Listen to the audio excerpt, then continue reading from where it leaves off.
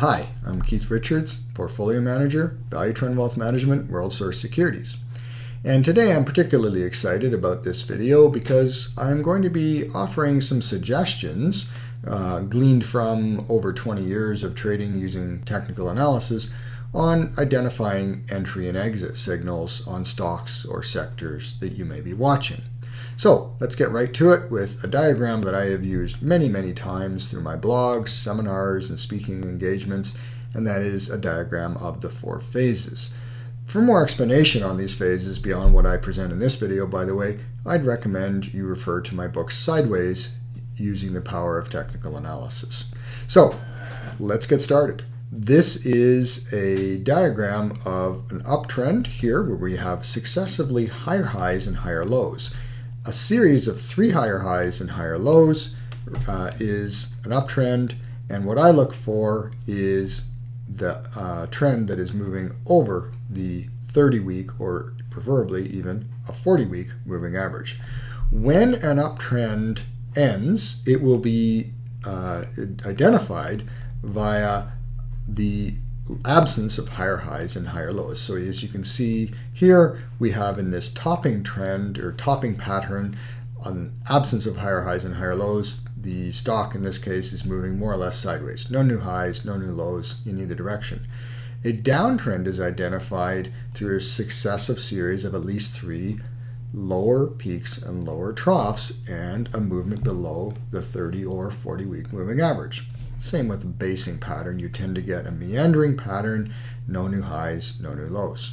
Okay, so one of the ways we identify a breakout into a new uptrend is a movement above the moving average and a new high and a new low that was above the last high and low.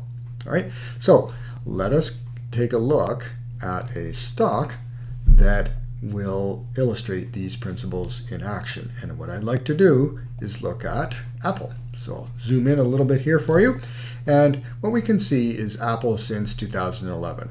As you can see here, we have Apple making more or less meandering sideways movements. No new highs, no new lows. Now, truthfully, as you can see, this is the moving average here. It's obvious that prior to the date on this chart, the stock had been in a larger bull trend. However, for new investors, they might want to wait until this series of flat highs is taken out. And you can see when that occurrence happened in mid-2012, it occurred with a lot of volume. So it was probably a legitimate breakout, and of course we were above the 200-day moving average. So one might have assumed at this point, especially after 3 bars, waiting for 3 weeks for a confirmation, that we were in a new uptrend. And it was. So the stock moved up and eventually came to a top in about September or so of 2012. Now, we can never pick the exact top on a stock using my system. What I do instead is I look for breakdowns of trends. So using my rules, there's the low that occurred in 2012, early 2012, and the next low in late 2012 was indeed a little lower than that early 2012 low. In conjunction with that, we had a high in September and another peak after a little rally in about November that was substantially lower than the previous high. So we had a number of factors happening in here in conjunction with a break below the moving average that had occurred around October. Okay, so we had a number of factors that suggested that perhaps Apple was moving into a phase 4 bear trend.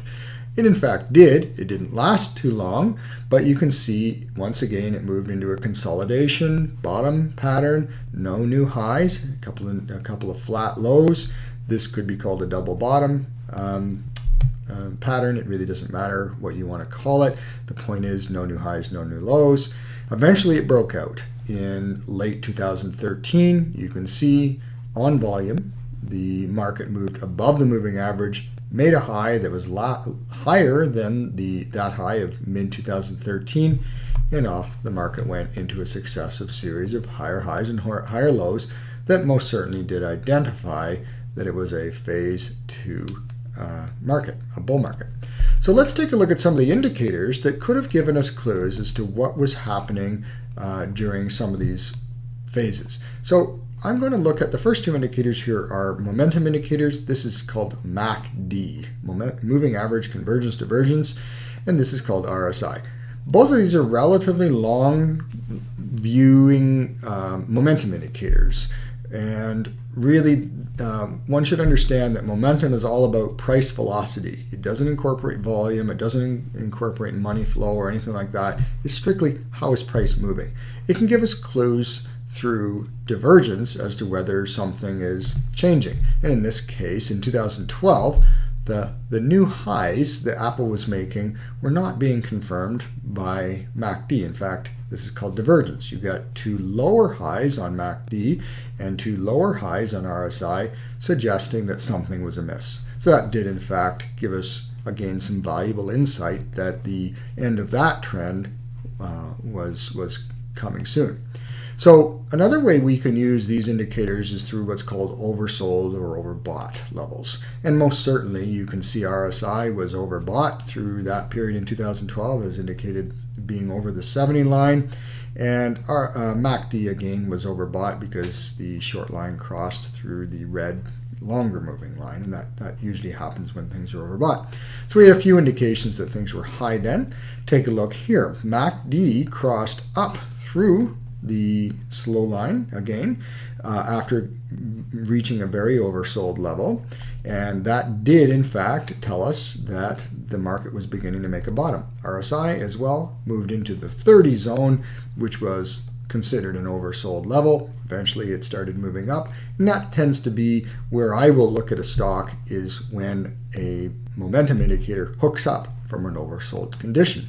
So that gave us the clues that this base was over and we were possibly going to be moving into a phase 2 bull market.